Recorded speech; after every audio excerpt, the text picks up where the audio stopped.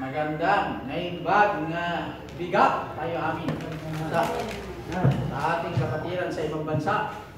Magandang maga sa ating lahat. Sa Norway, ganoon din po sa Espanya. Diba? Sister Joy, ganoon din po sa ating kapatid na Richard Aguar sa Singapore. Sister Celine sa Hong Kong. Magandang umaga po sa ating lahat. Sa ating po Bible, tayo po ay bubuksan sa 2 Timothy.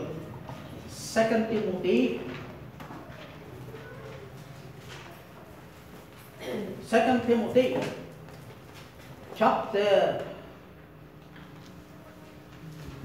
2. Chapter 2 na 2 Timothy, verse 20 to 21.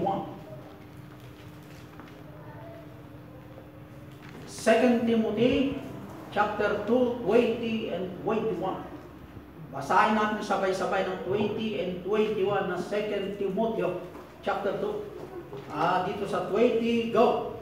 But in a great house there are not only vessels of gold and of silver, but also wood and of earth, and some to honor and some to dishonor. Verse 21, go. If a man therefore purge himself from this, he shall be a vessel unto honor, sanctified and made for the master use, and prepared unto every good work. O God Almighty, salamat po Diyos sa iyong mga salita na aming pong nabasa. Salamat Ama sa karagdagan ng aming buhay, kalusugan.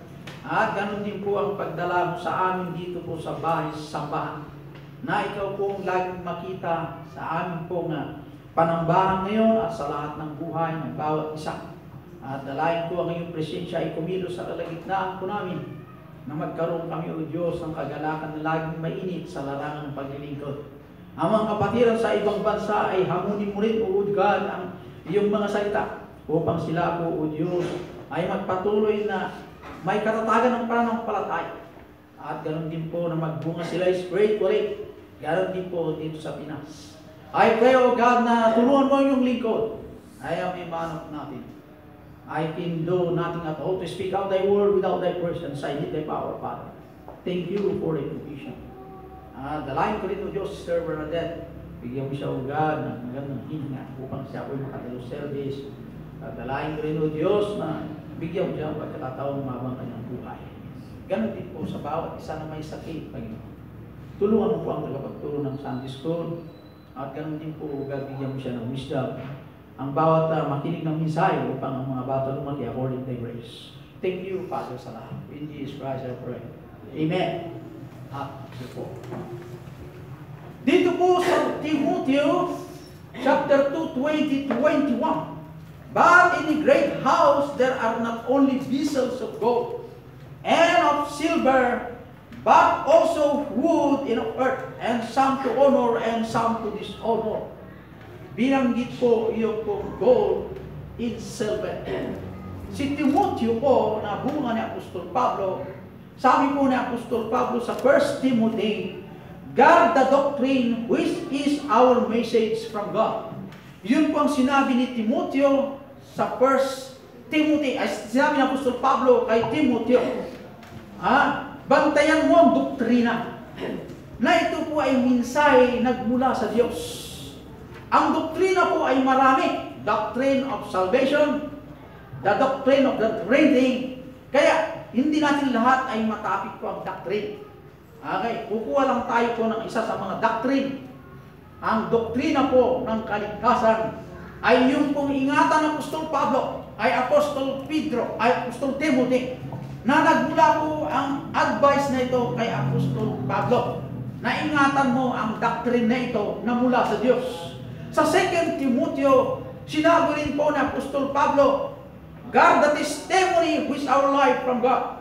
Bantayan mo ang iyong testimonyo sa pamumuhay mo na nagmula sa Diyos. Kaya sinabihan ni Paul si Timothy ng dalawa, guard the doctrine, guard the testimony. Kaya, members, Ang sabi po ng banal na kasulatan, be loyal to Christ in His word. Therefore, endure hardness as a good soldier of Christ. Kaya maliwanag po ang loyalty, pagtitiwala sa Diyos at ang Kanyang salita. Kailangan tayong magkaroon ng endurance. Endurance, the hardness as a good soldier. Dito po sa title ng mensahe po, The Sanctified Vessel. Sanctified vessel. Ayun pong ibig sabihin ng sanctified ay to set apart to a sacred purpose. Sanctified, ibinukod po tayo ng Diyos sa isang layunin niya na mayroon po siyang ipatrabaho sa atin. Sanctified purpose. Bakit sanctified? Ito ay heavenly word o termino nakalangit. Sanctified. Bakit hindi gamitin po yung to set apart? Ay parehas ninyo, pero meron kasi dapat na termino na magamit po itong heavenly word. Dahil po ang author ng Bible ay ang banal na Espiritu Santo, kung ano po ang nakasulat doon, ayun po ang ating pong susundin. Ang unang puntos, 2 Timothy 3:15. Dito natin po kukunin ang excuse me, ang unang puntos. 2 Timothy chapter 3, verse 15. And that from a child thou hast known the Holy Scriptures, which are able to make thee wise unto salvation through faith which is in Christ Jesus. So 2 Timothy chapter 3, verse 15. Maliwanag po. From a child thou hast known the Holy Scriptures. So, ang unang puntos po, endure and become. Come. Okay? Bakit come? Ibig sabihin yung come. Family fellowship. Sa physical po ay family fellowship. Isa pong pamilya na mayroon pong magulang. Okay? O isang pamilya na mayroon pong pastor o gathering of people that there is a speaker or leader of a group o family. Yan. Mapunta tayo sa pamilya, family. The home na mayroon pong magulang, parental, o itong mga nanay at tatay. Dito po, binanggit dito sa 15, noon tayo po ay bata, thou hast known the Holy Scriptures. Sa spiritual po, nakilala natin ang tagapagligtas na si Jesus Christ, na yun po sinasabi ng banal na kasulatan na isa sa mga requirement upang tayo maging anak ng Diyos. Noong tinanggap po si Jesus Christ, tayo po ay bata spiritually. Bata. Okay? Ngayon na tayo po ay bata, nakatira po tayo sa spiritual, spiritual family. Kaya, dito pong physical na pamilya ay ang nanay at ang tatay. Ang spiritual naman ay ang ating po pastor at ang mga bak. Okay? The greatest problem arises in a certain group ay katulad po ang pamilya. Kasi marami po mga magulang problemado sa mga anak. Mga anak. Bakit naman? Itong mga anak, kung hindi po sila mabantayan sa kanilang paglaki na ayon sa banal na kasulatan, ay iba po ang kanilang patutunguhan. Anak, dito ka. Hindi nagikinig. Alam niyo pa ang bata pa lang ayaw kasi ang mga lolo at ang mga nanay na panuin po ang bata. Yan. Diba? Mayroon ka, no? Okay, mga lolo, lalo mga lola. Si Bless noon, bata pa si Bless. Pinalo ko si Bless. Nagalit yung lola niya. Hindi kanya magdisiplina sa bata. Yan. Pinanggalitan naman yung lola niya. Kami ngayon ang nagdibati sa lola niya. Ayan. Ayaw na kasi masaktan ang anak. Nung wala na yung lola niya, kasi siyempre yung bata, niyakap niya po yung lola niya. Yan gusto niya. Halika dito ako. Yan, tumakbo yung bata. Pumunta sa lola. Ako, lalayuan ako kasi ayaw na kung saan. Papalo. Yan. Nung wala na yung lola, ay, paano ko yan? Dito ka. Pumunta yung bata. Kasi takot na eh. Paano? Kasi, ganito yan, anak. Pag hindi ka sumunod sa akin, papaluin kita. Pag sumunod ka sa akin, pagpalain ka ng Panginoon. Ito pong instruction sa magulang. Ganon din po sa mananampalataya. Mayroong endurance physically to train children. Pero spiritually, mamold po sila. Sa kanilang paglaki spiritually, ma-realize ang bata later on. Na ang bata sa kanyang paglaki, makilala niya po ang tagapagligtas. Na ang ginagawa ng ginawa ang aking tatay ay sa aking pong kagalingan spiritually. Sa paglaki mo, sa paglaki ng bata, ay hindi po lalayo sa kalooban natin.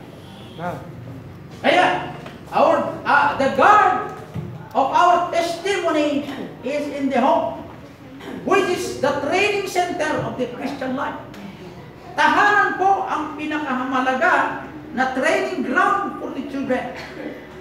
Kaya ang unang magulang ng bata, naayon po sa word citation po, ay ang magulang.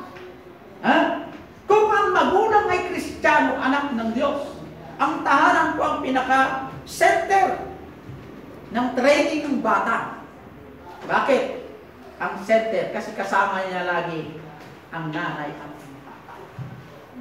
Amen? Naniwala ko kayo ba yung like mother, like daughter, kapatid? like father, like son. May po yun. Kung ang tatay lasinggero, ganun din ba? Hindi po tayo ganun mga kapatid. Nasa training po yan. Nasa training. Hindi po like mother, like daughter. Hindi po gano'n. Hindi tayo naniwala doon. Kasi sa kapaligiran ng example, meron din tayong ganyan. Pero hindi yan hindi po guarantee. Ibig sabihin, hindi certain na ganun po ang training. Ang bata, pag lumaki yan, makasalanan niya. Kasi makasalanan nagmula sa nanay dahil po sa blood. Ang bata ay makasalanan kahit nasa tiyan. Bakit? Yung kanyang dugo ay madumi. Kaya kailangan niya rin tagalinis na tagapagligtas. Kaya ang buntis, pinag-pray natin na sana luwas ang bata na maayos at ipag-pray ang bata na lumaki at makilala ang tagapagligtas. This is the hardship place to begin. Ito pinakamahirap na lugar na umpisahan kung paano ang physical na example na i-train ng bata o ipag-pray ang bata sa spiritual na kalagayan.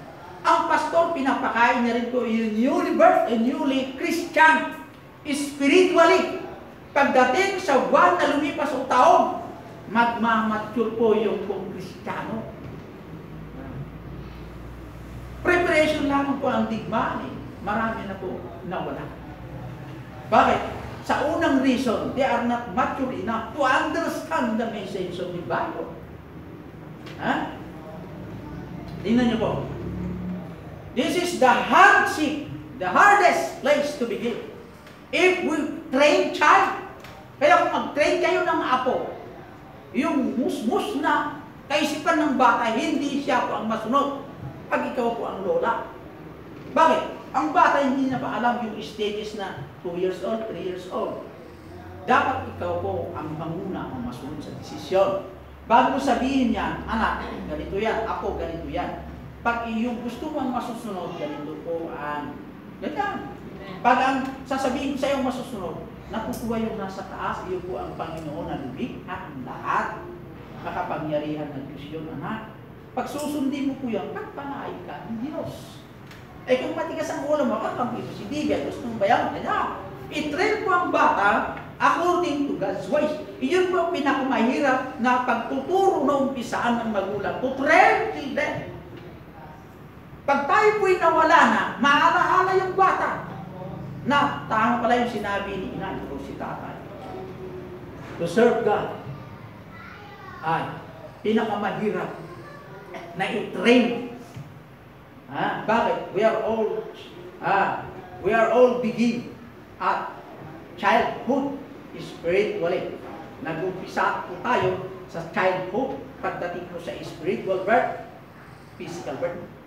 Kaya many young people today do not have the strong children influence in their home. Maraming mga lumaki na bata na hindi po malakas ang influence ng Christian Christian home sa kanilang paglaki. Bakit? Nalukay ito panagdaktil yubingin, ngayon, mas may influensya yung mga nasa labas. Inuman, ganyan. Marami. Yung nasa labas na ugali ng world. Outing, barkada, ganyan. Na mas malakas ang influensya niya sa mga bata na na-train dito sa tahanan. Na kulang po ang advice ng magulang sa kanilang mga anak. Spiritual advice. Kaya, parents, I challenge you. Masakit man ang bawat ng bibig, masakit talaga. Parang natatamaan ka pag paluin mong bata. Pero sa kanyang paglaki, ay doon niya ma-realize na ang pagpalo sa kanya, mayroon kasi pagpalo ng pagmamahal. Hindi lahat ay huwag mong paluin kasi mahal mong palo. Hindi ito gano'n. Ang Diyos, pinapalo rin tayo dahil mahal tayo po rin.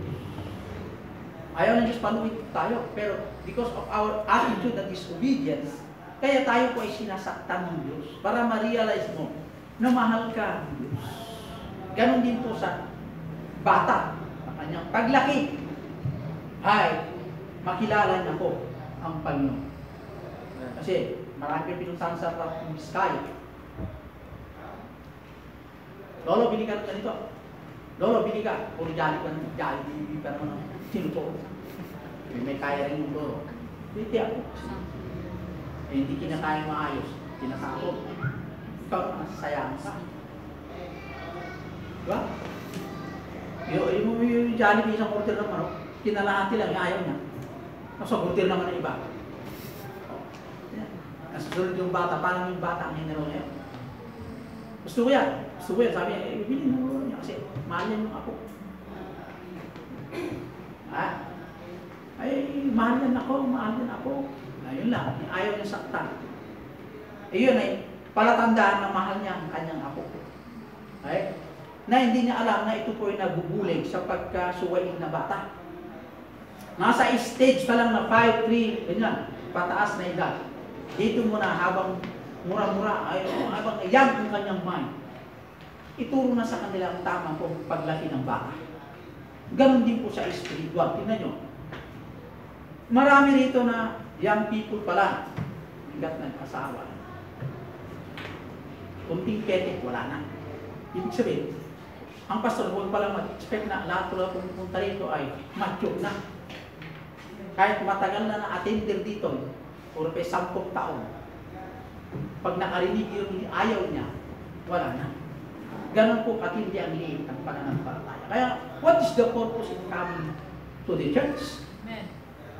Kaya nga pumunta tayo sa church para tayo po ay mag-mature spiritually to catch up the lesson and apply in ourselves in order for us to have a blessing. Ayun eh. Ay, hindi. Parang, hindi ganun.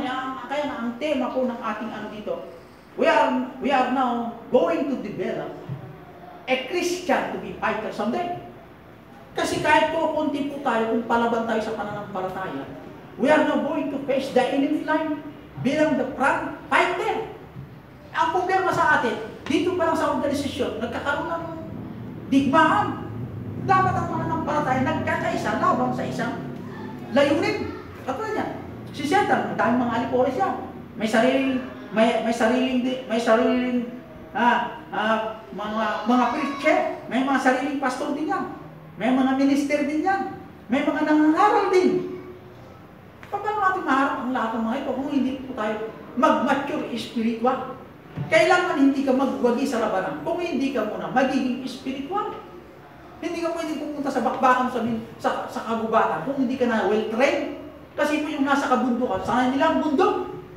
Lahat ng pasikot ng bundok, marunong yung taga-roon. Ikaw, napapasukin mo ang bagong bundok. Pero na-train ka. Alam mo yun. Kaya mahalaga yung training. Training pa lang, bagsak ka. Ayaw ka mong makipagdigmal sa labas. Kaya yun ang ibig sabihin niya. Kaya i-train ang bata. Pag tayo po'y wala na, tatayo yan sa sarili ng paa. Kasama niya ang Diyos. Kasi ang Diyos buhay pa rin kahit wala na tayo. Yun ang dapat itanim sa bata. Sa yung paglaki. Anak, yung aking ginagawa, nagbabasa ng Bible, gagawin mo rin yan. Sa ginagawa ko manalangin sa gabi, gagawin mo rin yan. Ayaw ko, gusto kong TV. Hindi pwede, patayin ang TV. Pag unang disiplina, ayaw yung bata, umiyak. Kasi anak, ganito yan eh. Ganito yan. Paliwanag. Hanggat matuto yung bata. Pag natuto yung bata, through your prayers, through our prayers, bilang magulang, ang batang iyang lalaki, na ang Diyos ang kanyang tinitinghala. Pag wala nang magulang, hindi na masyadong iiyak yan. Dahil buhay pa ang Diyos. Naluwikha na! O ano pang hanap natin? Kung namatay tayo, tapos yung bata ibang pinuntahan, tatakbo sa may pera. Kaya, yun po ang advice ni Apostol Pablo kay Timothy. Stir up the gift. Pag nakita po magulang mayroong gift ang bata, ay dapat natin sabihan sa bata, anak, mayroong kang talent o mayroong kang blessing o mayroong kang gift na sa pag-aawit. Gamitin mo siya. Hindi ko gano'n. Kailan ginawa natin ng mga magulang yan? Anak, meron kang kasipagan. Bakit mo gamitin sa church? Kung ang edad mo ay abutin mo ng ganito, magwalis ka sa church. Kung hindi ayaw mo magwalis kasi mabigat yung walis, mag-distribute ka ng tracts. Sa ipagtuturo mo sa bata, the power of the Holy Spirit, papunta sa bata. Pagbabantay sa bata, sa kanyang kalusugan, poprotektahan ng Diyos kasi tinataniman mo ang bata sa tanim na hindi ko nakitinag na seed. Sa kanyang paglaki, physically, paglaki, spiritually. Kaya yung first letter of Paul to Timothy na ayon sa 4:14, neglect not the gift that is in thee. Huwag mong pawayaan yung pinagkaloob sa iyo na regalo. Pinagkaloob ng Diyos. Pangalawa, stir up the gift of God which is in thee. Yung pong ibig sabihin, yung gift na mayroon ka, huwag mong pawayaan. Yung mayroon ka na gift, dapat mo i-develop po yan. Dahil ang Diyos ang nagbigay ang lahat, ibalik din natin sa Kanya. Ganun yan eh. Huwag natin po, iyon po, katulad yan, ang dila mo ay pag-awit maganda. Huwag natin gaya itong mga artista. Siya mga artista, ginawa kanilang dila sa pag-awit para umangat ang buhay. Maganda naman yan. Layunin yan, kung sa pera, pinag-usapan. Paano naman yung nagbigay ng dila? Kaya, to cultivate whatever God has given to us, it is our duty to maintain. Kasi po, paano kung wala ka namang boses? Wala ka namang may bigay na pakinabangan ng church? Sari po, pwede sa'yo, bilang mananalangin. A prayerful Christian can contribute the cultivation of Christian's attitude to the church. Pinag-pray mo si Brother Cesar, Panginoon, bigyan mo siya ng laging matatag sa pananampalataya. Upang sa kanyang paglilingkod, huwag naman matisog, huwag naman pasukin ng kaaway, kundi siya ay magbungay spiritually. Through your prayers, there is success. Sa success, makamtan natin ang success because somebody praying for us. Ganun eh. May nagpipray sa atin. Ano example sa New Testament? Katulad ni Pedro. Paano si Pedro ay natanggal ang kanyang posas? Because somebody, because the church prayed for Peter. Dahil sa panalangin ni Pedro, natanggal po ang kanyang posas sa bilangguan. Dahil po sa panalangin ng Kristiano. Kaya hindi tayo mag-exist sa bawat isa. Lahat po mayroon tayong kabahagi sa gawain. Wala kang masabi, wala akong pastor, wala akong may contribute na pagdating ko sa meaning. Marami tayong dapat i-contribute if only yung puso natin ay nasa gawain. Amen? Kaya, malungkot ako bilang yung pastor kasi marami akong nakikita na matagal na ligtas. Isang petek lang nagkamali sa isang Kristiyano na kapatid. Nawala. Sayang ng kapatid, sabi ko. Dahil lang ba yung bagay na yan, nakisod ka ng gano'n. Ganito ang paliwanag niya. Matagal ng Kristiyano, tumulong pa sa gawain ka, nagbuhat pa ng tao mula sa mission. Binuhat na pumunta rito. Kabayo. Pero may natisod lang sa isa. Sabi ko, yun lang ang kinatisod mo kapatid. Ano ba problema talaga? Yun lang, pastor. Natisod ako. Pinaliwanag ko ito. Nakopya na ko rin. Okay, pastor. So, naliguan. So, kaya ang mga members na dumadalo sa church, kaya nga, yung kung pakikinig sa mensahe ng Biblia, tulungan lang yung sarili na mabusog spiritually. Kahit nandyan yung pagkain, kung hindi ka naman kakain na namin ng pagkain, kundi ang pagkain mo naman, tinitingnan mo kung paano kumain siya, kumakain ka, ginaganyan mo. Imbis naman naman mong pagkain, hindi na. Dahil po sa ugali nito, natisod ako. Hindi ka mabubusog spiritual pag na. Pag kumain ka, kain na. Ganun yun eh. Eh kung ikaw ay inobserbahan, kung sino kumakain ka, Kami nagtanong ni Cesar, gusto mo pagkain ka? Hindi naman siya. Kumain ka na. Ayaw ko na. Pag alis, hindi pa puso. Ayaw na. Kahit ganyan na Kristiyano, umating ka sa saklo niyang ugali. Kaya nga nasa ugali. Kapag sa school lang. Pag nag-lecture yung teacher, attentive ka. Take note ka agad. Di ba gano'n? Hindi mo yung magagaling. Nakikinig sila. Oh, si Dr. Jose Rizal, ang kanyang attitude nung nandun sa school, nakikinig. Hindi niya pakinggan nyo nandyan. Diretso sa instructor. Maliban lang kay Mabini, kasi si Mabini, nakikinig ang tainga, pero may ginagawa. Pero ang tainga niya dun sa instructor. Pinanggalitan ng teacher, tinawag si Mabini, explain, the same explanation. In-explain na ni Mabini, in-explain yung teacher. Pagtaka yung teacher. Pinaliwanag na eksakto yung point. Kanya-kanya naman karunungan. Pero ang ibig sabihin, kahit ibang ginagawa, kung ang tainga nandun, mabubusog yan sa karunungan ng word. Pero sa spiritual na kalagayan, meron tayong kasama. The Holy Spirit. Siya po ang nagbubusog sa atin. Kung tayo po ay bukas sa puso, sa kaisip, sa katainga. Kaysa yung nag-iisip anong oras ang tagal-tagal, pakyaw pa naman tayo. Eh kung ganyan lang nasa isip natin, pag uwi mo, desim pa rin mong pumasok ka. Natisod ka na, wala ka na. Kasi we are acting a fighter. Yung ibig sabihin yung fighter, kahit natamaan niya, magpapatuloy yan. Physical na digmaan, kahit maraming tama na bala, tumatayo lumalaban niya. Iyon ang tinatawag a brave soldier, fighting for a cause, just to bring the message of repentance to the unsaved people, because he want to praise the Maker. Iyon kung nasa isip yung soldier na yan eh. Ay kung magtitinginan ng bawat sa akin, ngayon titingnan natin, walang magpapatuloy. Sino magpapatuloy? Magsaksi, di ba ba? Sino magpapatuloy? Hindi sa lipat man. Masok ka. Kaya, ay challenge yun. Marami pa rin, hindi nakaintindi. Kaya mayroon pala yung ganyan na, akala ko yung intindihan mo yung hindi pa pala. Pangalawang puntos. 2 Timothy 2.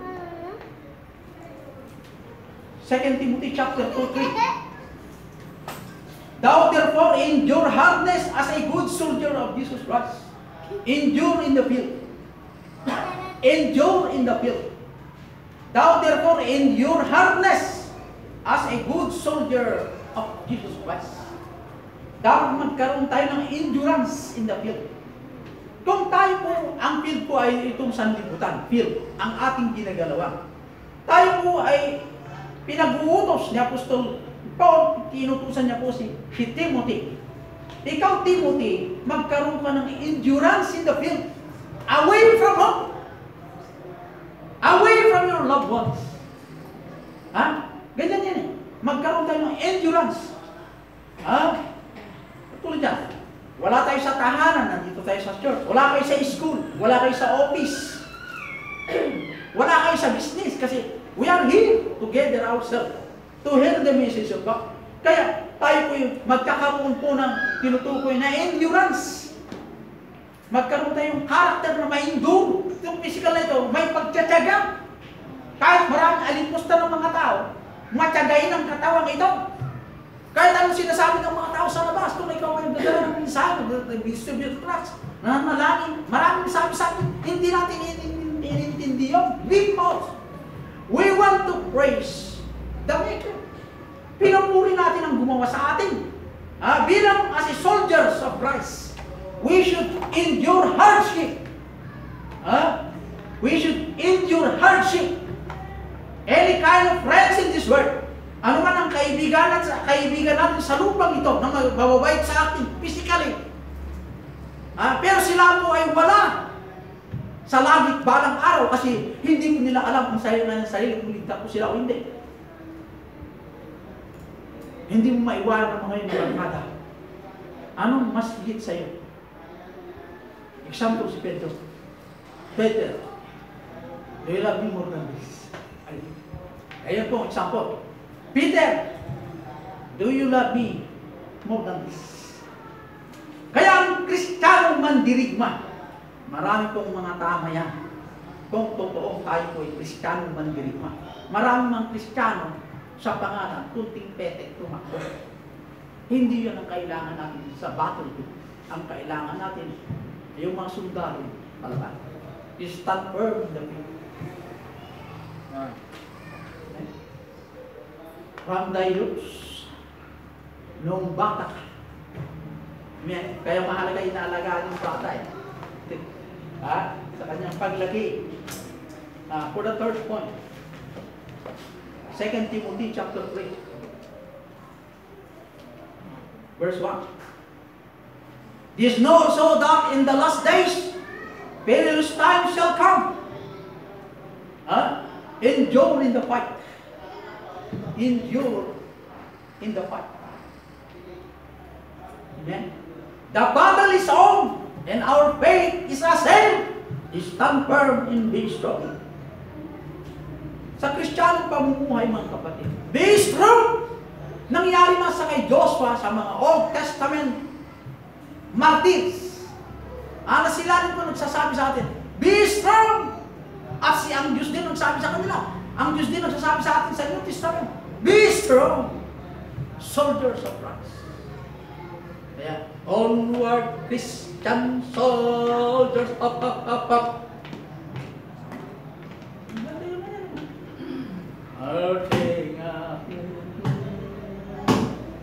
Kaya, onward, Christian soldiers. Wala pa tayo sa digmaan, nasa preparation pa lang ng digmaan, nalagasan ng agad. Dapat ang mga mandirigma, abutin naman natin yung the heart of the battle. Diba, mga sundalo eh. Isa pa lang yung mga sundalo, prepare pa lang. Preparation pa lang to be soldiers. Pero they are all soldiers. Prepare pa lang. Dapat ganito gawin natin. Hindi ganyan. Ganito yan. Kung ganyan ang mangyari, hindi po buo ang ating layunin. Hindi rin buo ang leadership. Hindi rin po buo ang ating pag-alis to begin the battle. Ay wala. Nandun pa rin nakapurma ang kaaway. Hindi natin papatayan tayo dito. Masulit sa akin. Ikaw rin. Ay hindi. Kanya-kanya. Ang kailangan naman natin dito, let God be God. Kung ang Diyos nagtalaga ng leader, o ang pastor ang kanyang tinalaga, bilang the under shepherd. Ang sinabi ng Bible maliwanag, obey the pastor. Give him a double honor. Yung pastor hindi naman nangangaral na, bigyan ka ako ng magandang double honor. It is a command by the Lord na respetuin ang lingkod ng Diyos. Kung paano pag-respect mo ng word, masigit respetuin nyo ang lingkod ng Diyos. Kung bakit kayo rumirespeto sa lingkod ng Diyos, hindi dahil sa kanyang tinapos. Kundi dahil, higit na mahal yung Diyos, kaya ikaw ay aking ginala. Dahil ko doon. Kung hindi ko lang mahal ang Diyos, hindi ko mahal. Ganyan ang shortcut yan. Pero dahil mahal mo ang Diyos, kilala mo ang Diyos, I will give you a pastor according to my heart. Ito, ay ang Diyos ang ating kinikilala na siya ang captain of the boat. Siya rin po ang ating kilalanin na leader dito sa ating nation. Hello? During the battle, Christians should fight effectively with life, which is live godly in the Christian Jesus Christ. Yung kung ating pamumuhay, we should fight effectively. Ano man yung ayaw ng Diyos sa atin, tanggalin natin. At yung gusto ng Diyos, iyon ang ating isang pamuhay. Mahirap tanggalin ang gusto ng katawan ito. Dahil kung masasaktan ang katawan ito. Pero wala tayong magagawa, it is a command. We can do nothing, it is a command.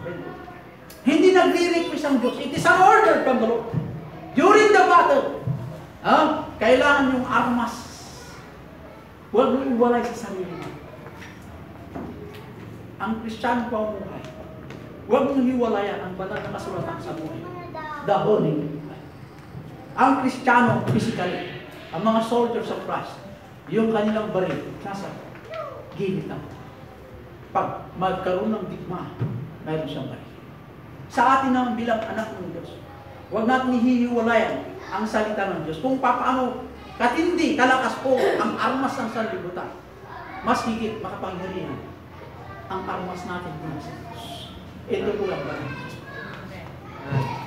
Heaven and earth shall pass away, but my word. Maliwanag po yun. Ang granada mawawala, ang atomic bomb mawawala. Pero ang ating salita, nagmula sa kanyang bibig. Heads forever. Kaya ito pang lumikha ng sanlibutan.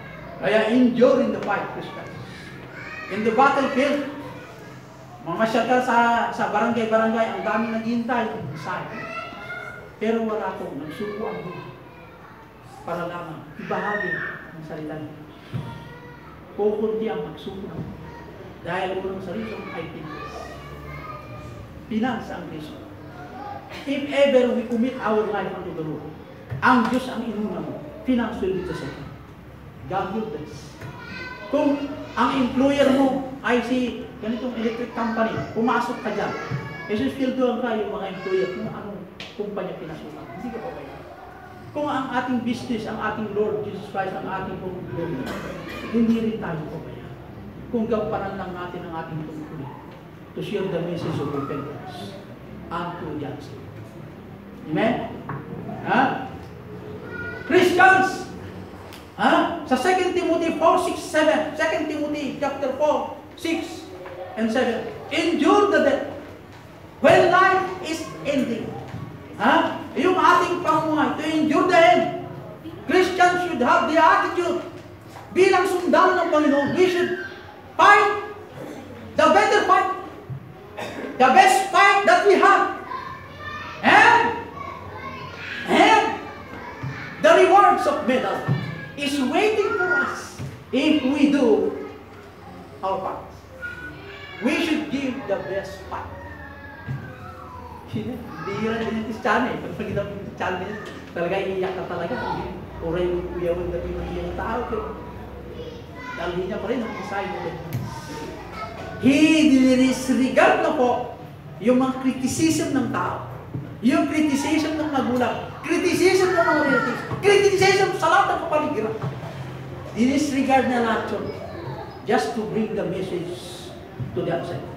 Ganon din ang ginawa ni Jesus Christ. He disregarded all criticism. He just obeyed the Father. Ang kamatayan, ang kanya po ay start. Kamatayan. Mas magandang mamatay nasa pagpuli kaysa yung mamatay away from the will of God. Amen. What number says? Amen. Amen. Amen. Amen. Alam niyo, ang Barangay Salvacion sa ating mission doon, magtawag sa misis ko doon, napakalungkot ang nangyari sa ating mission towards God, was out of the book. Masyadong napakalungkot. Dahil ang umpisa ng gawain ng ating heart. 31 na load na itinapon ko doon na lupain at sa kabuhangin. Ito po, graba. Ang isang load ay 3,000, 2,000, 3,000, 4,000. Depende yung 31 load. Maraming hardship ang nagawa po doon. Ganun na lang nangyayari sa atin. Sa layuning maraming maliligtas doon, sa layuning maraming mga ma-encourage sa mga nampalataya doon. Just to bring the message that Jesus Christ is the only way to save. Iyon po ang mensahe ng Biblia doon na dapat natin itayo doon. At thank God sa mga sumusuporta sa gawain ko doon at ang nanalangin upang may tayo ang ating pong gawain ito o gawain ng Panginoon Jesus. Kaya members, to endure to the death, we should fight to death. Kung ang mga Hapon physically disciplined sila, mas magandang umuwi. Namamatay kaysa yung umuwi ng buhay na hindi po nagtagumpay. It is better to die in the battlefield rather than to live. Agbiyak ka na nagtakro. Kunan niya ako Diyos. Tiagayat kubiyag na, mapupaw na. Ngayon, may iti Kristiyano nga si Jajaya ang matay, mapupaw kubiyag na. Gapuan. Yan ko na. Ayos. Mabiyag ka na. Kaya, Christians, ang buhay hiniram, ibang lang sa kanila. Pamamagitan ng paglilingkod, faithfulness. Amen. O God, Almighty, salamat Panginoon sa iyong masanta. I pray, O God, ng bawat mananampalataya mahamon sa mensahe, to stay in the line of faith. Ang doktrina, O Diyos, na dalhin ang mensahe ng pagsisisi sa mga tao ng sa iyo. At ang daming criticism, ang daming mga problema sa daan, Panginoon. Pero ikaw pa rin ang aming kong sandata. Ikaw pa rin ang aming pag-asa. Natulungan mo kami, O Diyos, sa kahirapan physically. Na iyon po ang naghahadang sa amin upang maging faithful kami sa daraan paglilingkod. Dahil mo sa sakit ng katawan, ano po mayroon kami, Ama? Ay dalangin po namin, ibigyan mo pa ang bawat isa ng pagkakataon lumakas physically, spiritually, upang magamit pa nga ang buhay sa daraan ng paglilingkod. Na ikaw po ang makita sa mga unsaved. Na si Jesus Christ lamang paraan ng kaligtasan. Oh, great God, maunawain, mapagmahal mo. Ipahintulong ng Panginoon na ay kayo manakasupan ng malaki.